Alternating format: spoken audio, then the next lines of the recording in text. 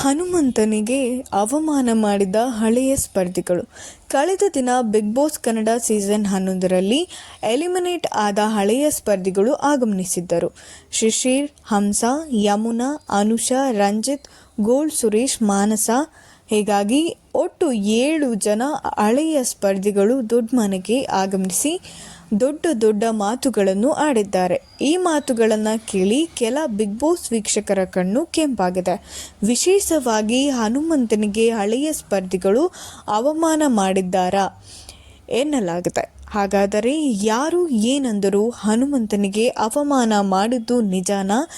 ಎಲ್ಲವನ್ನೂ ಕಂಪ್ಲೀಟ್ ಆಗಿ ತಿಳಿಯೋಣ ಬನ್ನಿ. ಬಿಗ್ ಬಾಸ್ ಮನೆಗೆ ಆಗಮಿಸಿದ ಹಳೆಯ ಸ್ಪರ್ಧಿಗಳು ಸಿಕ್ಕಾಪಟ್ಟೆ ಸದ್ದು ಮಾಡಿದ್ದಾರೆ. ವಿಶೇಷವಾಗಿ ಗೋಲ್ಡ್ ಸುರೇಶ್ ಸಿಕ್ಕಾಪಟ್ಟೆ ಹವಾ ಸೃಷ್ಟಿಸಿದ್ದಾರೆ. ಸುರೇಶ್ ನೇರವಾಗಿ ಪ್ರಶ್ನೆ ಮಾಡಿ, ಭವ್ಯ ಗೌಡ ನಿಮಗೆ ತ್ರಿವಿಕ್ರಮ್ ಪ್ರಪೋಸ್ ಮಾಡಿದ್ದಾರಾ ಎಂದು ಕೇಳುತ್ತಾರೆ. ಆಗ ಭವ್ಯ ಹೌದು ಎಂದು ಹೇಳುತ್ತಾರೆ. ಹಾಗಾದರೆ ನಿಮ್ಮಿಬ್ಬರು ಹೊರ ಬಂದ ಮೇಲೆ ನಾನೇ ಮುಂದೆ ನಿಂತು ಮದುವೆ ಮಾಡಿಸುತ್ತೇನೆ ಎಂದು ಗೋಲ್ಡ್ ಸುರೇಶ್ ಕಾಮಿಡಿ ಮಾಡಿದ್ದಾರೆ. ಇದಕ್ಕೆ ಭವ್ಯ ನಾನು ಇನ್ನೂ 3 ವರ್ಷ ಮದುವೆ ಆಗಲ್ಲ ಎಂದು ಹೇಳಿದ್ದಾರೆ. ಅದಾರೀಗ ಇದೆಲ್ಲ ವಿಷಯ. ಹನುಮಂತ ಅವರಿಗೆ ಮಾನಸ ತುಕಾಲಿ ಹಾಗೂ ಶಿಶಿರ್ ಶಾಸ್ತ್ರಿ ಅವರು ಅವಮಾನ ಮಾಡಿದ್ದರು ಎಂದು ಹೇಳಲಾಗುತ್ತಿದೆ. ಬಿಗ್ ಬಾಸ್ ವೀಕ್ಷಕರಿಗೆ ಈ ರೀತಿ ಅನಿಸಿದ್ದು ಯಾಕೆ? ಬಿಗ್ ಬಾಸ್ ಮನೆಯಲ್ಲಿ ಏನಾಯಿತು? ದೊಡ್ಡ ಮನೆಗೆ ಬಂದು ದೊಡ್ಡ ಮಾತುಗಳು ಹೇಳಿದ ಮಾನಸ ತುಕಾಲಿ ಬಿಗ್ ಬಾಸ್ ಮನೆಗೆ ಆಗಮಿಸಿದ ಮಾನಸ ಹನುಮಂತ ಅವರಿಗೆ ನೀನು ನನ್ನ ಎಲ್ಲೋ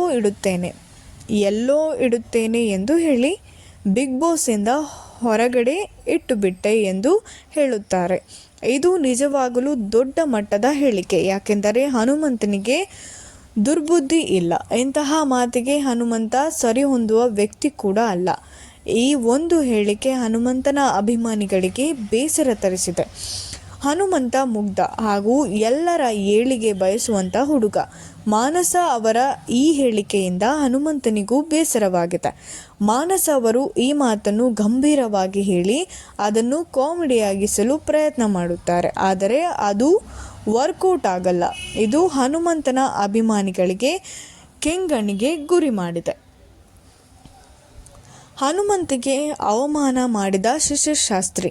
ಇನ್ನು ಶಿಶಿರ್ ಶಾಸ್ತ್ರಿ ಕೂಡ ಮನೆಯಲ್ಲಿ ಯಾರದ್ದು ಇದ್ದು ಫಿನಾಲೆ ಟಿಕೆಟ್ ಎಂದು ಕೇಳಿ ಅದು ಹನುಮಂತನದ್ದು ಎಂದು ಗೊತ್ತಾದಾಗ ತುಂಬ ಅಚ್ಚರಿ ಎಂಬಂತೆ ನಟಿಸುತ್ತಾರೆ.